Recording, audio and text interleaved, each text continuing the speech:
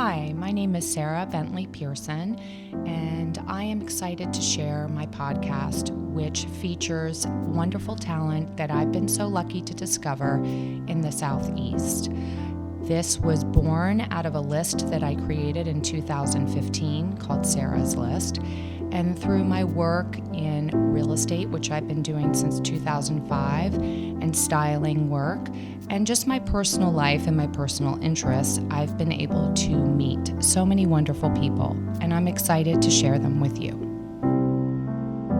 You know, I have like more of the softer side and started my podcast based on my list and introducing people to all the talent in the Southeast. And that is really my angle because it feels true to me. But when I listen to your podcast, I feel like this is such like a giving service that you're doing for people. What made you like decide you really wanted to write the book and do that? It goes back to a dinner I had a couple years ago at Bone's restaurant, and I'm sitting there with my family, and we're having a great meal, and I'm on my, you know, third or fourth bite of my beautiful fillet, and I choke. I choke on a piece of steak, and I get up and try to wash it down, and the water comes right back up, and I do the universal signal of, "Hey, I'm choking," and the whole room stops. I'm upstairs, and it's the quietest it's ever been, and I start getting the Heimlich maneuver, and it doesn't work, Oh my God. and I lose consciousness, and I'm then on the floor, and my wife tells me that, luckily, there was a nurse there observing what's going on, and they get me back upright, and she tells, the waiter, how to do the Heimlich again, and to do it lower. And Hmm. all of a sudden, they do it correctly, and the lodged steak comes out. And I come to my senses, and I'm like, I'm going to write a book. I'm going to write a podcast. It didn't really happen like that, but I woke up the next day and got like, God, that could have been my last dinner with my family. And, I'm going to be recognized as somebody that sold a lot of houses, and that didn't sit really well with Mm. me. Well, you And did more. You would be known for more than that, but Well, yeah, thank you. no. But I mean, I had a great business, and I've never really been able to share, some things that really motivate me and fuel me. And one of my big things is like, how do you turn your perceived liabilities into your greatest assets? And that was kind of my mantra in this book and in my podcast, because nobody's perfect, right? And nobody some people might think they're perfect, but everybody's dealing with something. You're Mhm. born on the wrong side of the tracks. You're too tall. You're too short. You're too fat. You're too skinny. Everybody's got something that they're kind of dealing with. And, for the first 20 years of my life, I was dealing with somebody that wasn't a great student, right? Somebody that didn't fit in this perceived box that they try to put all the students in. But I just wanted to kind of put out there that, hey, if you're not fitting in that box, there's still a way to have a great life and be successful. You just got to find your you.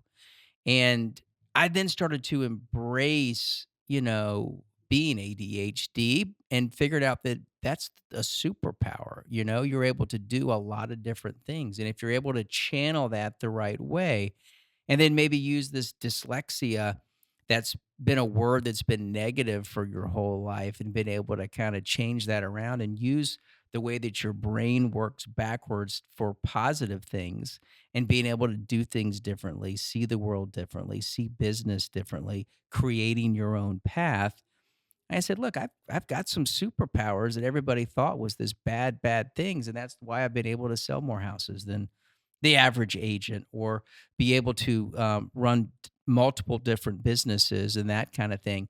And kind of waking up and maybe having that near death experience kind of brought me to that, um, realization of, hey, I've got a pretty good story to tell. Yeah. And then being able to interview agents, because I get a lot of calls, I get a lot of meeting requests on, hey, man, I'm getting into real estate. How did you do it? How'd this guy do it? So by putting it out there and being able to interview and have discussions with other agents across the world that are doing big things and selling a lot of real estate and doing it their way, I just believe that it was really impactful to get that out there. And I've had a bunch of fun doing it.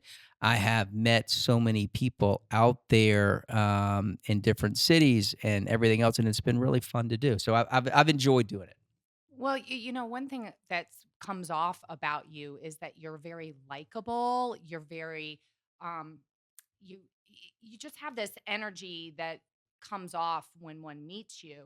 And I love the fact, you talk about being dyslexic. I am probably a little bit, but ADHD for sure. And, sometimes it's Lots exhausting. of agents Yeah, because are, we're by the thinking way. of a million things, and it has benefited me. And I decided to do this in the shower after I got married for the second time because it was sort of a what's next or what. I love podcasts and I love meeting interesting people. For me, that's like a gift. It's not a monetary thing. It's a gift. And I listened to the podcast with.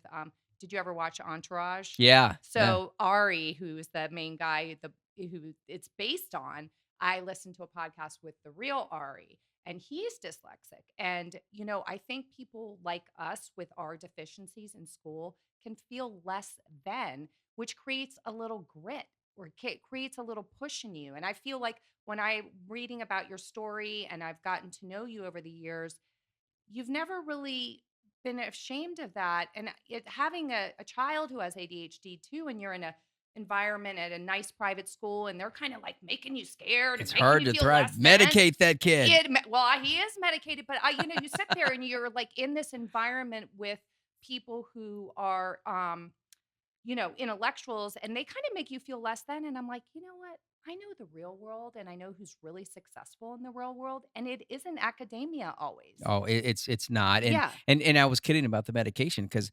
my kids, just let them be who they are, you know what I mean? And I'm not gonna try to temper them down or anything else, and let So are them. your kids ADHD at all? Oh, yeah. And so you don't medicate them? No. But where do you put them in school? Because they like want to shove you out if you Yeah, don't you do it. just and I went to a bunch of different schools because of that, and Right. so do my kids, and I got Mhm. one kid that, thrived, at Woodward, and she found horses and everything else, and it's good to find a passion. My other kid plays tennis Mhm. and does his learning now at a school he goes to school from 8:30 to 12:30 and learns outside of school a Mhm. lot with Mhm. different projects they give him and everything else. He's not really that dyslexic or ADHD, but he's able to learn on the way that he wants to, and Mhm.